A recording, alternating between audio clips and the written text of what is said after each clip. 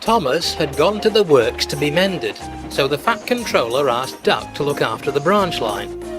Duck was delighted. It made a nice change, and he got along swimmingly with the coaches.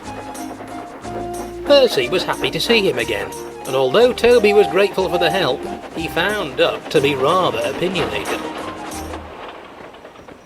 One morning, Toby was bringing trucks from the quarry. Bertie was approaching the road crossing, but to Toby's horror, he wasn't slowing down. The brakes came on, and both engine and bus shut their eyes.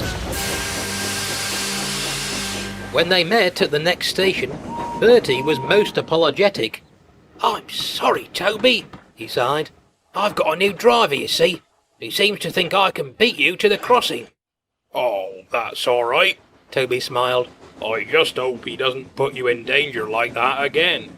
"Didn't your driver see the crossing gates, Bertie?" "There are no gates," Toby replied. "It's..." Duck gasped. "How can you run a line with no gates? It isn't dignified. Otherwise these road vehicles wouldn't know to stop." "I know when to stop, thank you," scowled Bertie. "It's for your safety as well as ours, Bertie," replied Duck. "Accidents cause problems for all of us. The Fat Controller needs to put up gates at once. I'm surprised you haven't asked him to already."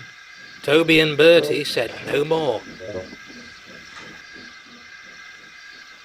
"I don't believe it, Percy," said Duck. "I never thought Toby would be foolish enough to run on an unsafe line." "The line is safer because Toby runs on it," explained Percy. "His cow catchers and side plates work wonders. You needn't worry, Duck. If the Fat Controller thought gates were needed, he'd have put them up ages ago."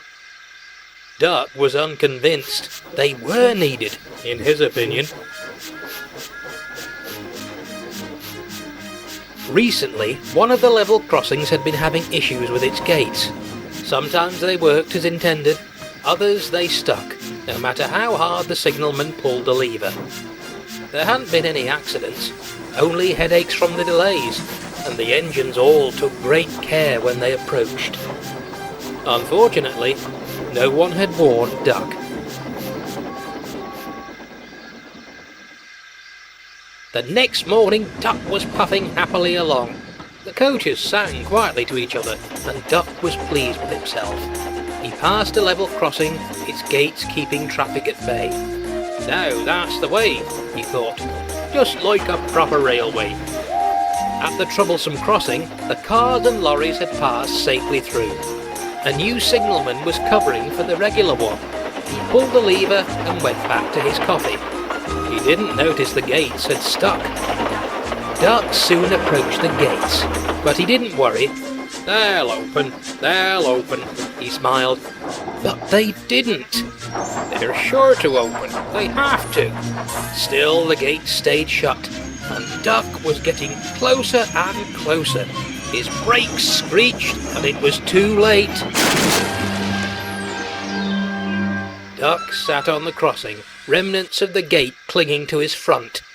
"Oh dear," he blushed. There wasn't time to examine him.